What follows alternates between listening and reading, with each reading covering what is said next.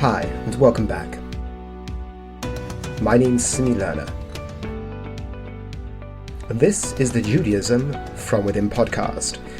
Once again, Judaism from Within being the slogan of Rav Hirsch, attempting to understand Judaism from its own perspective.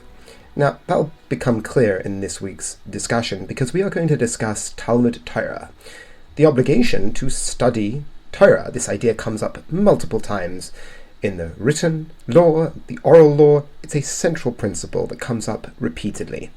The question is why, and what category does it fit under?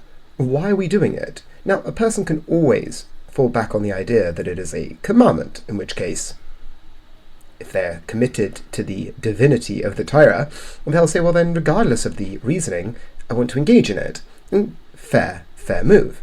But I want to develop it from Rav Hirsch's standpoint that he builds on top of the simple, almost basic obligation to enrich our experience. But the beauty about this commandment specifically, I think it touches in on that base assumption, that base foundational reason that we're engaging in Torah to begin with.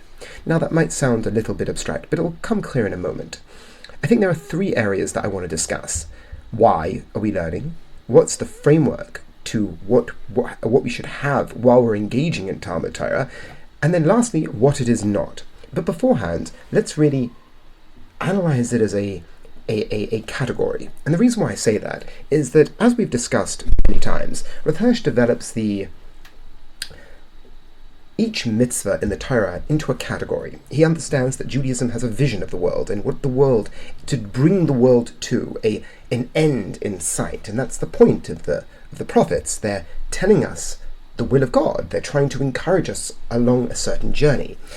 And this journey is articulated in the Torah. And Rav Hirsch fits each one of the commandments into one of 6 categories. And the reason why I'm going over this is because when it comes to Talmud Torah, it's a bit of a unique category. You wouldn't expect to find it where you do. We find it in the category called mitzvahs. Now, mitzvahs are a category where everybody's heard of mitzvahs, but for Rav Hirsch, they hold a special place.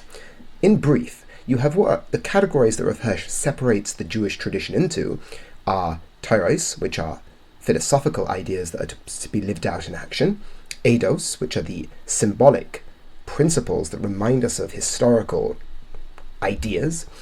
You have Mishpatim, which are the laws of justice. You have the Chukim, which are the expressions of justice in the world to areas that I can't immediately connect to, like the environment or your soul, as opposed to another human being. And then you have mitzvahs and avodah. Avodah is prayer and like that sort of spiritual connection. Mitzvahs are expressions of love. Love because you've been asked to do it and that person has no claim on you. The category of love. Now, love is what you express to someone because you want to be in relationship with them. And it's interesting that Talmud Torah falls under this category. And it perplexed me because I was expecting it to be either at the beginning or the end. I was expecting it to be a way of forming your philosophical perspective to be lived out in the world, because that's what Torah is. It's the blueprint or the map of the way of extracting meaning from the world. Or in the area of prayer, avodah, but it's in the expressions of love. And I think this is really important, because it relates to that most base reason why a person is engaging with Torah to begin with. If we go back to the beginning of our story, we have Abraham. Abraham is called into covenant with God.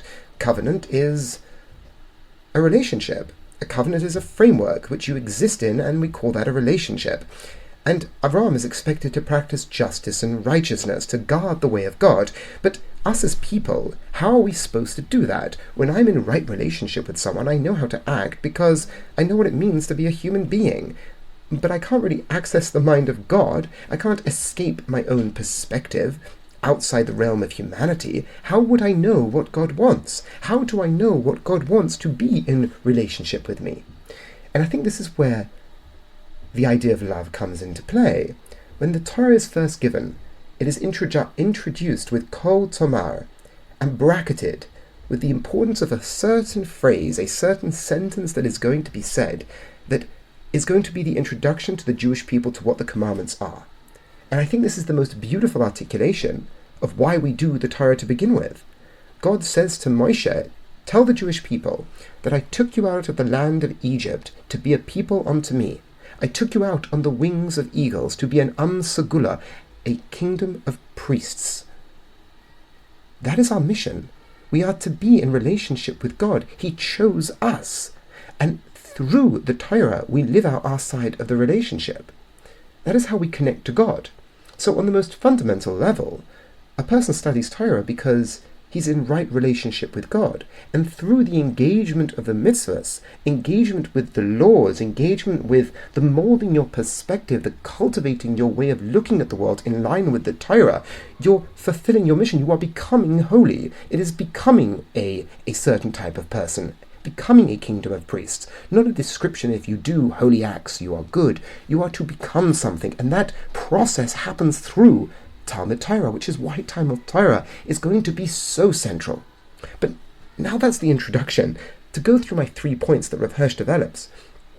Firstly, you have the why? What are you doing? Well, you're understanding your mission. You are understanding where you came from and where you're going, and the actions you are supposed to do to accomplish that purpose.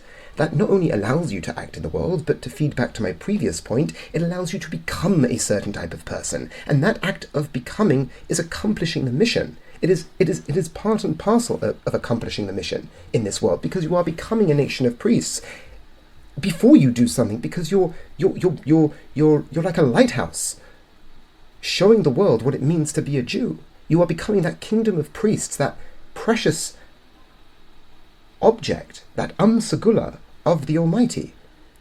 But what frame of mind must you be in? You must be receptive to your mission. It is not an intellectual exercise or a magical exercise. You have to be studying the Torah, learning the categories, be it Mishnah, Talmud, the written law, Tanakh, with a recognition that you are to live out a mission and cultivate how you look at the world to be in line with that mission. If you are not, and you're doing it for intellectual reasons, or you're doing it for, magical reasons, well, that's not called Talmud Torah. It might be an aid of it, but it's never going to be it.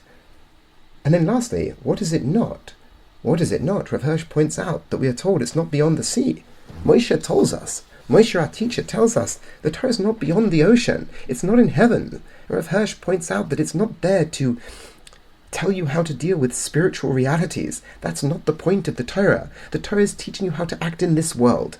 It's not beyond the sea for another culture, for another environment. It's right here where you are now. It's relevant to where you are now. That is the Torah. So if we go through our points, we started off with the foundation of what it means to study Torah, and how that is in line with the most fundamental aspect of our relationship with God. To be in relationship with God comes about through Talmud Torah. Because not only do you know what to do, where you're coming from, but the very act itself begins to cultivate, begins to change you to be that type of person. You learn this through studying Mishnayos, understanding the different categories of reality from the Torah's point of view, studying the Nevi'im, the prophets, to understand what is demanded of us as people, studying the Halacha to see how that is supposed to be manifested in the world. These are part and parcel with living out the mission of a Jew. Then we ask the question, okay, what's the frame of mind? And Rav Hirsch says, with eye on your mission is the frame of mind you're supposed to be going in with.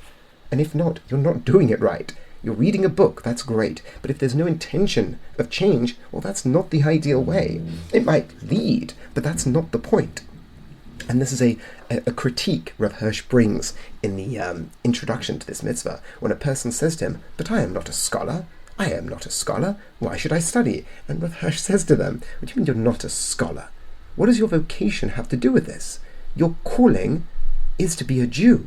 And the reason why I found this so beautiful is because the word of vocation that is often used to refer to your job is a puller or a hangover from a certain Catholic perspective that the Protestants sort of warped.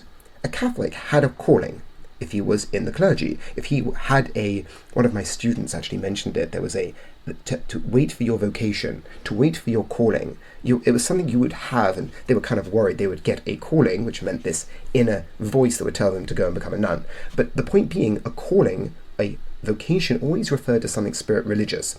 The Protestants the Lutherans came along, and Calvinists, and changed that to your work was your calling. That's where you get the Weber Protestant work ethic.